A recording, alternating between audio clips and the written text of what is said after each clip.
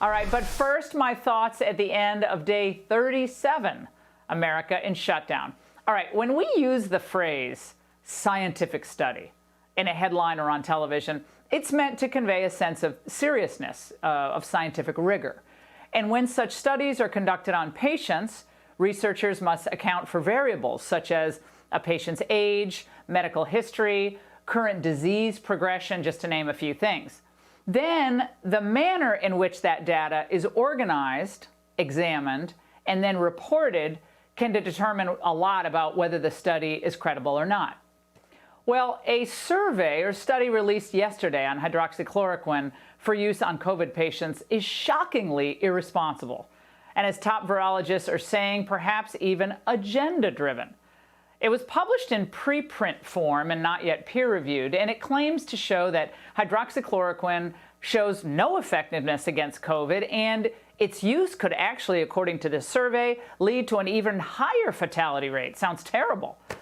Well, that's when the headline readers who hate Trump and, of course, this network, that's when they pounce. Aha! Trump and some on Fox reported that patients were benefiting from hydroxychloroquine. Obviously, I was one of them reporting on that. And now this study, they say, shows that hydroxy kills people. So not only is there no medical benefit, Elizabeth, this study shows higher death rates among patients who took it. Yes, much higher death rates. It could actually be harming patients who take it. Medical professionals have repeatedly urged caution, but the president and his allies at Fox News aren't known for patience or for caution. They're misleading their viewers. Why would we ever think a Fox News star or any president should be promoting a drug? It's outlandish. Well, first of all, I'm stating the obvious here, but CNN has just zero credibility. One of their anchors this week just made a fake post-COVID recovery video.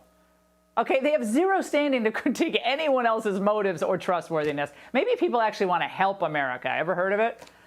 Well, the jackals at Media Matters thought they had their prey trapped. And now journalism is such a joke that even the Washington Post and tonight the New York Times reflexively joined the pig pile. It's just pathetic.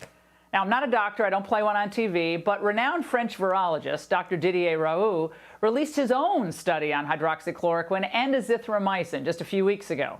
It demonstrated 91% effectiveness in more than 1,000 patients with zero side effects. There was one outcome that was not good, but in the patients that recovered, there was zero side effects. Well, today, that same professor, who's a renowned infectious disease expert, issued a devastating response to the researchers who looked at the Veterans Affairs patients.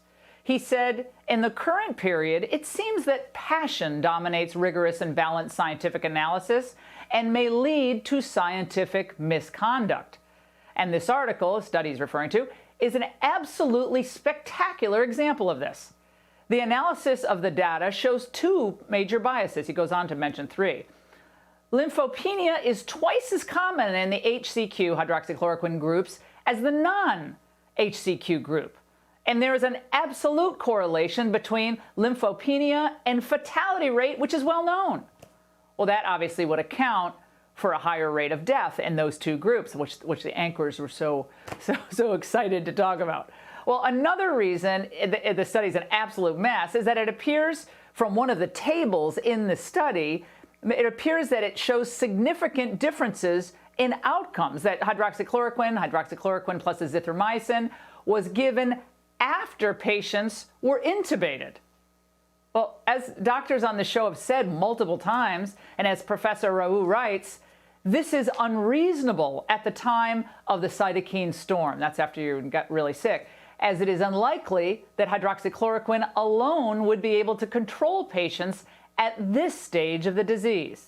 Translation, the later you take hydroxychloroquine, likely the worse the outcome will be. So you shouldn't be administering it here without explanation, okay, in that level of the disease, that stage of the disease. Well, the Trump-hating morons were waving around this survey.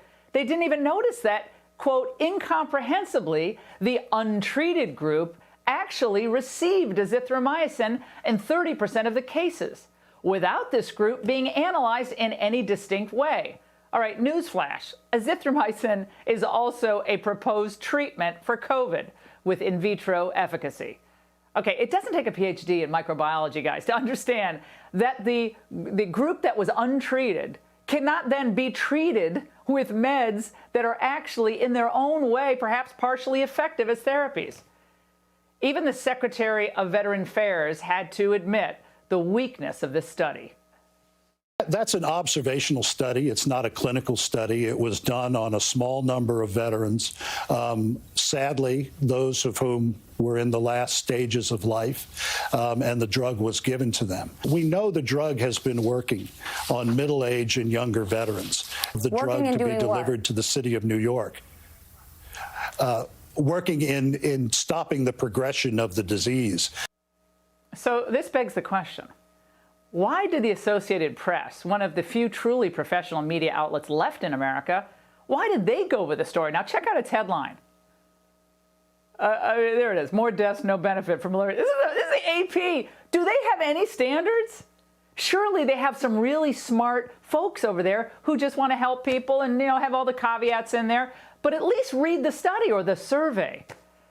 Well, like many others, I agree that wider studies, of course they should be conducted. They should be ongoing to determine the efficacy of this drug and any.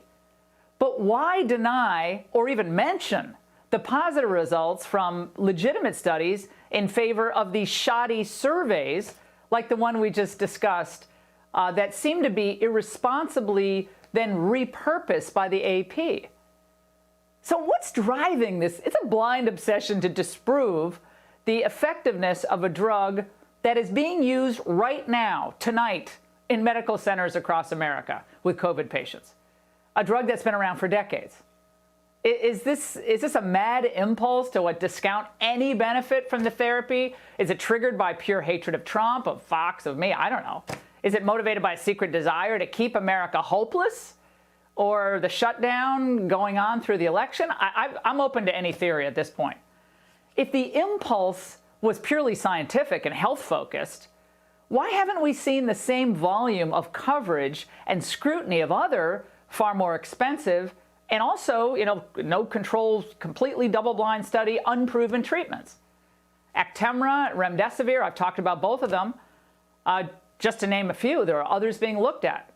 Well, of course, hydroxychloroquine, as we've said before, is very cheap. It's highly scalable. It's been around for decades and decades and decades. Big Pharma does not make its money on cheap generics. Newsflash number 2.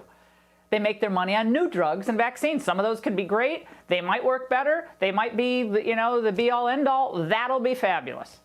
But remember, a lot of the big drug companies, they do some great work. Not saying they don't, but they do give a lot of money to NIH, CDC, and the WHO. Just saying. Now, presently, hydroxychloroquine is part of the recommended standard of care for COVID patients at the Yale New Haven Hospital, the Lenox Hill Hospital, the Long Island Jewish Medical Center, Staten Island University Hospital, and many others. So my question to Michael Grinbaum of the New York Times and all these other people writing, are they killing people too? Maybe we can ask Brian Stetler. Well, since Trump's election, the media and their Democrat overlords have tried everything in their power to defeat him. But they failed spectacularly every time. And this most recent hydroxychloroquine episode once again confirms not only their rank bias, but in some cases their venality and sloppiness as well. And those are my thoughts at the end of day 37, America in shutdown.